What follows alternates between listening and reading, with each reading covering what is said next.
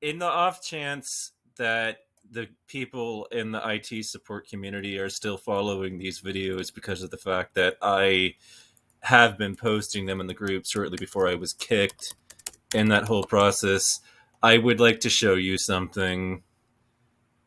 You see this?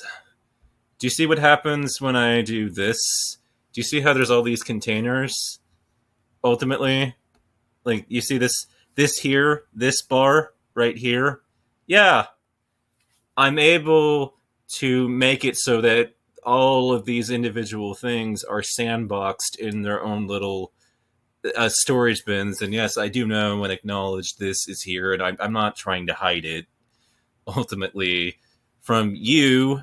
But the truth of the matter is that, look at it. I'm able to basically throw everything in a nice big sandbox, and so there isn't an ability for the platform to drop its cookies tracking me from the separate little instances that I've set up to resist the fact that this platform is trying to track me across platforms.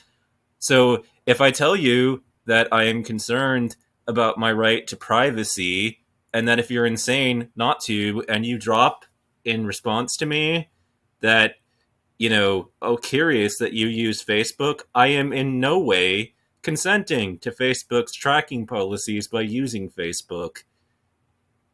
And in fact, I do believe that I am entitled to install these browser add-ons by some kind of divine right that transcends humans' right to dissent from it. And if anybody tries to tell me that I'm not, they can basically suck my dick. I don't fucking care I don't care. I think that they're trying to convince me that 2 plus 2 equals 5. Try and stop me. I'm not going to play it like this is an argument. I'm going to play it like a game with them. If you can't stop me, then I get to do whatever the fuck I want. And so I will use whatever plugins I feel that I have a right to use, because I do feel that. And so I will use their platform while making it exceedingly difficult for them to actually do and gather the kinds of data that they want to gather on me. And I'm not paranoid if they really are trying to track me. And they are. You're insane not to be concerned. I'm not the one that's crazy. And the fact of the matter is that Apple's operating systems spy on their users without their consent. And in the case is that the FBI were to come knocking, they will hand their keys over in a heartbeat without giving the FBI any grief about it. Any sort of resistance against handing over in the event of a subpoena. They'll just be like, hey, you want their key? Here you go. Now, my threat model when it comes to IT security includes the threat of a subpoena. I'm thinking that far ahead.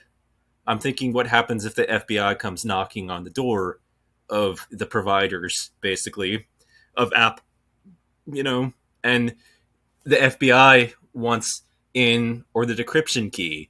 If it's Apple's keys and not my key and it's not zero knowledge, they will hand it over without discretion. And the problem with end-to-end encryption without zero knowledge ultimately is that if you don't control the key, if you didn't generate it yourself, if you're not the only one in possession of it, and no one, not even the people that are storing your data or have it, on their hands, has access to it, that means that they can hand the key. If they have the key, they can and will hand it over in the event of a subpoena. So you need a provider that makes damn certain that in the event of a subpoena, they don't have anything that they can actually give them. And I have, by using Facebook, acted in no way that is inconsistent with my beliefs that I should be concerned about privacy and that you should too. And that if you are fleeing Android because of the fact that Android lacks privacy features, all you really had to do was upgrade to Graphene OS and harden your device. You didn't have to throw it out and flee into the arms of another platform that's terrible about privacy. It's much more difficult to harden your iPhone. The Droid is an inherently superior product, and one of the ways in which, and manners in which it's inherently superior to the fucking trash iPhone is that for all of Google's faults and for all their data tracking, if you buy a phone from Google themselves, Google still seems to operate from a philosophy of the idea that you're not renting the phone from them. It's your phone. So they don't do or go anywhere near as far as Apple would to prevent you from doing what you want to do with it.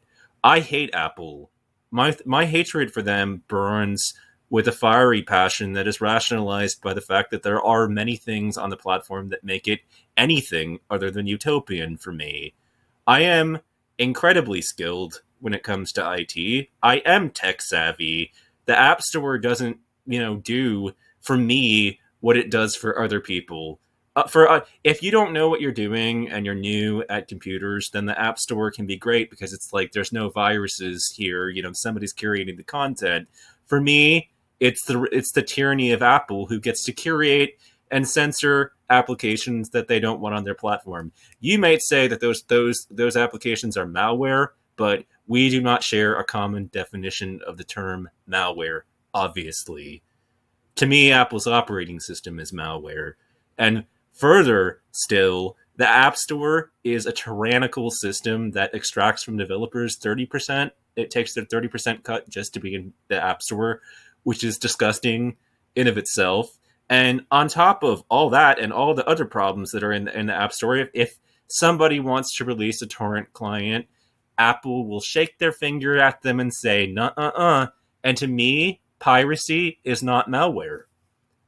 Cracking applications and keygens, those are not malware. Those are not potentially unwanted programs. Those are programs that I want, and I want them very strongly. I want my operating system to get out of my way about doing it. So you know what? I am concerned that they hand over the data to the FBI if the FBI comes knocking. And I am concerned ultimately, and I do feel that Apple's operating system itself is malware. And I did leave that message on Facebook, and in no way in doing any of that have I behaved in a manner that is hypocritical. Your whole central premise just got refuted. So sit back down.